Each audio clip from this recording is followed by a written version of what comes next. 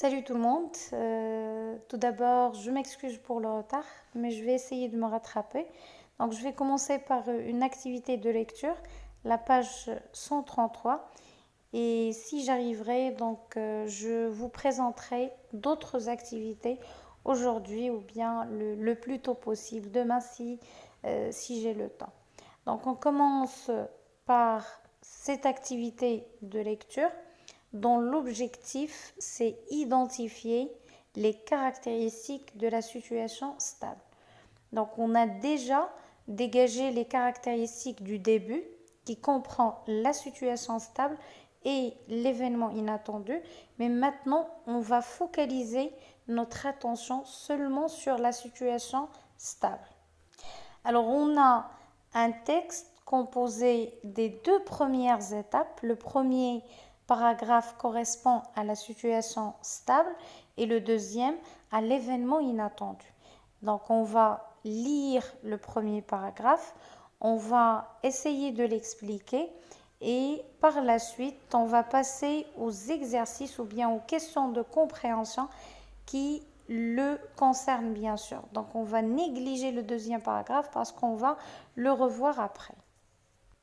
Et on commence. Un tiède soleil, et un tiède soleil, ça veut dire un soleil mou, un soleil qui n'est pas trop chaud, un soleil qui est d'une chaleur atténuée. Donc un tiède soleil d'automne tombé dans la cour de fer. Donc ici, au niveau de cette première phrase, on a essayé de présenter le cadre spatio-temporel de l'histoire. Donc on a précisé le moment et on a précisé le lieu. Le moment, c'est l'automne et le lieu, c'est la cour de fer. Par-dessus, les grands êtres des fossés, et les êtres, ce sont de grands arbres forestiers. Vous avez les êtres au niveau de la deuxième image. Sous le gazon tendu par les vaches, étendu, ça veut dire coupé, la terre imprégnée de pluie récente. Imprégné, c'est inondé ou bien trompé, trompé avec EM et non pas OM, ou encore féconde. Donc une terre qui est féconde ou bien imprégnée, c'est une terre qui est capable de donner une bonne production. C'est le contraire de stérile. Récente, récente, ça veut dire qui vient de tomber. Était moite, et moite, c'est mouillé, c'est le synonyme de mouillé ou bien humide. Enfoncé sous les pieds avec un bruit d'eau. Enfoncer, ça veut dire rentrer ou bien pénétrer. Et les pommiers chargés de pommes semaient ou bien jetaient leurs fruits d'un vert pâle. Le vert pâle, c'est la couleur des pommes, dans le vert foncé de l'herbage. 4 jeunes génisses, les génisses ce sont des vachettes, des petites vaches. Paisser, c'est le verbe paître ou bien brouter ou bien tout simplement manger l'herbe qui se trouve à côté de leurs pieds. Paisser, attacher en ligne et meugler, donc pousser un cri ou bien pousser des cris par moment vers la maison. Les volailles, et les volailles ce sont des oiseaux élevés dans la basse-cour comme les poules, les coqs, ainsi de suite. Donc les volailles mettaient un mouvement coloré sur le fumier devant l'étable. Le fumier, ce sont les excréments des animaux d'élevage qu'on peut utiliser par la suite comme engrais. Donc les volailles mettaient un mouvement coloré sur le fumier devant l'étable, et l'étable c'est le lieu où on loge les animaux d'élevage. Et gratter, gratter c'est remuer la terre avec les ongles. Gratter, remuer, caqueter, et caqueter c'est pousser un cri. Tandis que les deux coqs chantaient sans cesse, sans arrêt, cherchaient des vers pour leurs poules qu'ils appelaient d'un gloussement vif. Donc on dit caqueter ou bien glousser. Les deux ont le même sens. Les gloussements, ce sont les cris des poules ou même des coqs. Et on va s'arrêter à ce niveau-là parce que les questions concernent seulement ce premier paragraphe. Le deuxième, on va le revoir au niveau d'une autre leçon ou bien une autre activité de lecture. C'est celle de la page 139. Donc, on commence par la première question. Je cherche le sens des mots suivants. Et le premier terme ou bien la première expression, un tiède soleil. Ça veut dire un soleil qui n'est pas trop chaud. Un soleil d'une température ou bien d'une chaleur atténuée. Un être, c'est un grand arbre forestier. Une terre moite, c'est une terre mouillée ou bien humide. Des génisses spécées. Des génisses, ça veut dire des vachettes ou bien des petites vaches. Paissées, ça veut dire brouter. Brouter, c'est manger l'herbe qui se trouve juste à côté de ses pieds ou bien manger les fruits tombés.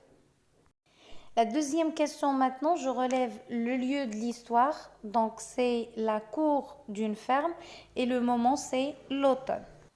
Troisièmement, je relève les verbes employés et j'indique à quel temps ils sont conjugués. Donc, on va reprendre le passage pour souligner les verbes et préciser à quel temps ils sont conjugués.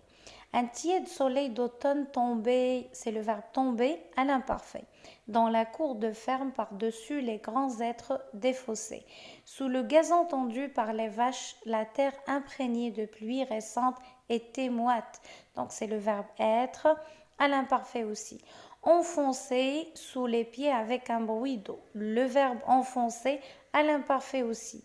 Et les pommiers chargés de pommes semaient, le verbe semer à l'imparfait, leurs fruits d'un vert pâle dont le vert foncé de l'herbage. 4 jeunes génisses paissaient, le verbe paître à l'imparfait, attachés en ligne et meugler, le verbe meugler à l'imparfait par moments vers la maison.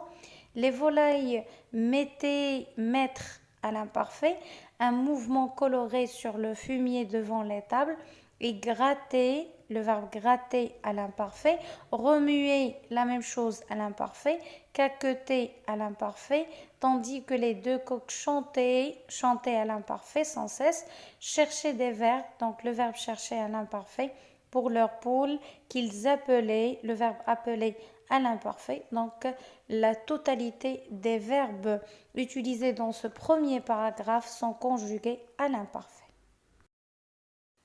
Quatrième question, je relève les mots ou bien les phrases qui expriment le calme et la stabilité. Donc le premier mot, c'est l'automne.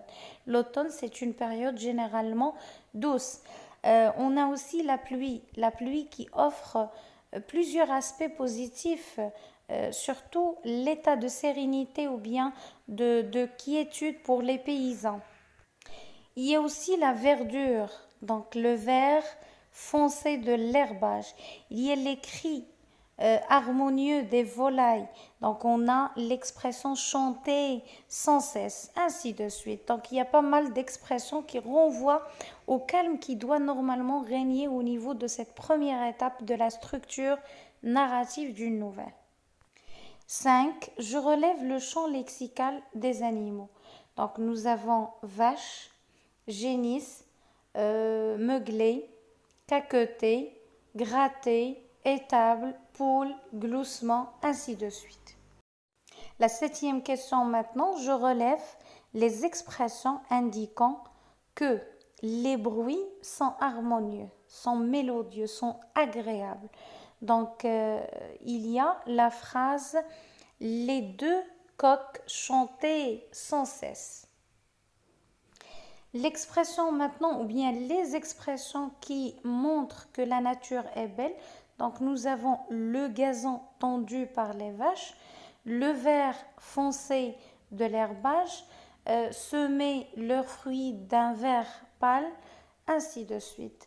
Et pour le dernier élément, les actions des animaux sont réguliers, ça veut dire qui sont en ordre, qui sont harmonieux aussi.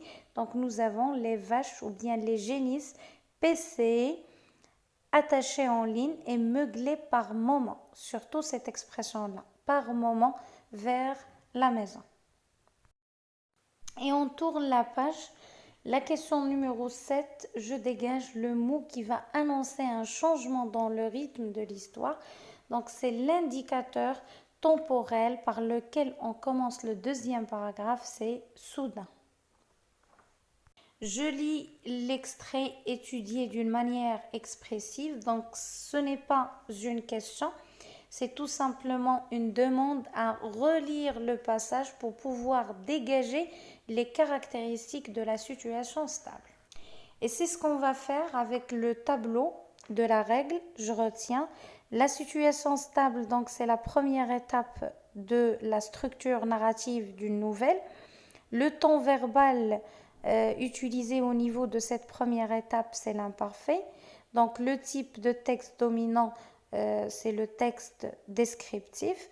Et pour les indices de stabilité et de calme, donc on vient de les citer, nous avons les cris ou bien les bruits harmonieux des volailles, nous avons les accents réguliers des animaux et nous avons aussi la beauté de la nature ou bien la verdure tout simplement.